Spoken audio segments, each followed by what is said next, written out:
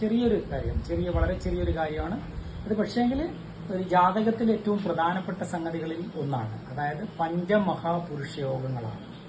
പഞ്ചമഹാപുരുഷ യോഗങ്ങൾ എന്ന് പറയുമ്പോൾ അതായത് 5 ഗ്രഹങ്ങൾ, ചൊവ്വ, ബുധൻ, വ്യാഴം, ശുക്രൻ, ശനി, ഈ 5 ഗ്രഹങ്ങളിലൂടെ വരുന്ന യോഗങ്ങളെയാണ് പഞ്ചമഹാപുരുഷ യോഗങ്ങളായിട്ട് പറയുന്നത്.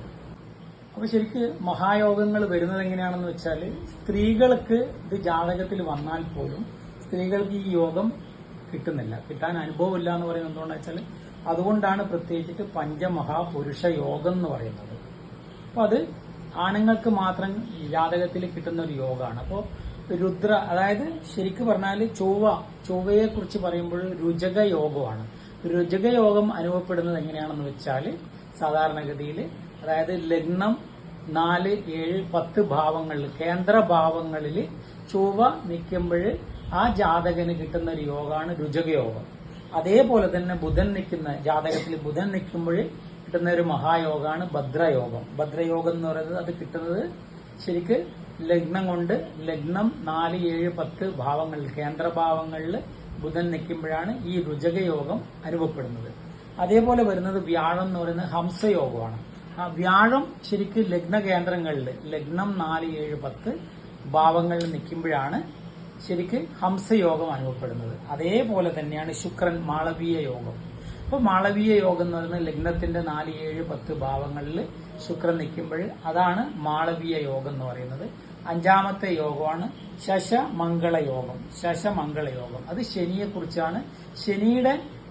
ശനിയുടെ അതായത് ഒരാളുടെ ജാതകത്തിൽ കേന്ദ്രഭാവങ്ങളിൽ 1, 4, 7, 10 ഭാവങ്ങളിൽ ശനി നിൽക്കുമ്പോഴേ അപ്പൊ അതാണ് ശശമംഗള യോഗം എന്ന് പറയുന്നത്. തീർച്ചയായിട്ടും ഈ 5 മഹായോഗങ്ങളാണ് ഇതിലുള്ളത്. ചില ജാതകങ്ങളില്, ചില ഭാവങ്ങളിൽ, ഒരു ജാതകത്തിലെ ചില ഭാവങ്ങളിൽ അത് ചില ഗ്രഹങ്ങൾ പ്രത്യേകം ചില ബന്ധങ്ങളോടും ഭാവബലത്തോടും കൂടി നിന്നാൽ ചില പ്രത്യേക അനുഭവങ്ങൾ ഉണ്ടാകുന്നുണ്ട്. അപ്പൊ അതാണ് ശരിക്ക് യോഗം എന്ന് പറയുന്നത്. അതായത് ഒരു ജാതകത്തിൽ പ്രത്യേക ഭാവങ്ങളിൽ ചില ഗ്രഹങ്ങൾ പ്രത്യേകം ചില ബന്ധങ്ങളോടും ഭാവബലത്തോടും കൂടി നിന്നാൽ അതാണ് ഒരു യോഗം എന്ന് പറയുന്നത്. മനസ്സിലായില്ലേ?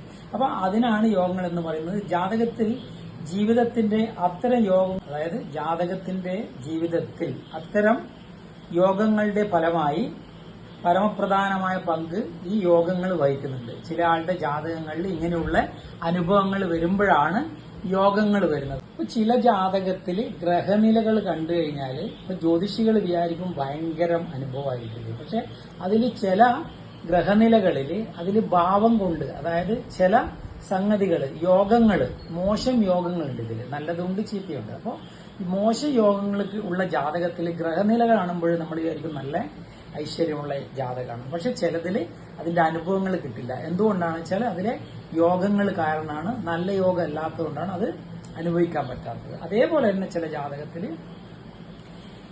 ജാതകത്തിൽ കാണുമ്പം, ഗ്രഹനില കാണുമ്പോൾ അതൊരു ഗുണമില്ലാത്ത ജാതകമായിട്ട് തോന്നുന്നൊരവസ്ഥയുണ്ട്. അപ്പൊ അങ്ങനെയുള്ള അവസ്ഥയിൽ ആ ജാതകന് ജ്യോതിഷികൾ പറയും ഇതത്ര പോരല്ലോ. പക്ഷെ അവർക്ക് അതിന്റെ കാര്യങ്ങൾ, അതായത് ഗ്രഹനിലയിൽ കാണുന്നതല്ല, അതിന്റെ യോഗങ്ങൾ, ആ ജാതകത്തിലുള്ള യോഗങ്ങൾ അനുഭവത്തിൽ വരുമ്പോൾ വീട്ടുകാർ പോലും അല്ലെ ജാതകൻ പോലും ചിന്തിക്കുന്നത് ഈ ജാതകം തെറ്റാണോ എന്നുള്ളൊരു സംശയം വരും. കാരണം വെച്ചാൽ നമ്മൾ ചിന്തിക്കുന്നതിനും അപ്പുറത്താണ് അതിലെ യോഗങ്ങൾ നമുക്ക് കിട്ടുന്നത്, അതിന്റെ അനുഭവം കിട്ടുന്നത്. അതുകൊണ്ട് തന്നെ ഈ യോഗങ്ങളുള്ള ജാതകങ്ങൾ എന്ന് പറയുന്നത് ഭയങ്കര അഭിവൃദ്ധിയായിരിക്കും.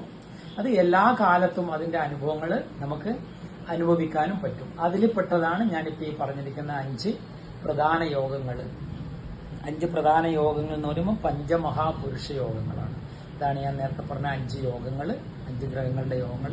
അത് പ്രത്യേകിച്ച് മഹാപുരുഷ യോഗം എന്ന് പറയാൻ തന്നെ കാരണം സ്ത്രീകളുടെ ജാതകത്തിൽ ഇങ്ങനെ യോഗങ്ങൾ വന്നാൽ അവർക്കത് അനുഭവത്തിൽ തീരെ കിട്ടാത്തൊരവസ്ഥയുണ്ട്. അതുകൊണ്ട് തന്നെയാണ് പഞ്ചമഹാപുരുഷ യോഗം എന്ന് പറയുന്നത്. നമസ്തേ.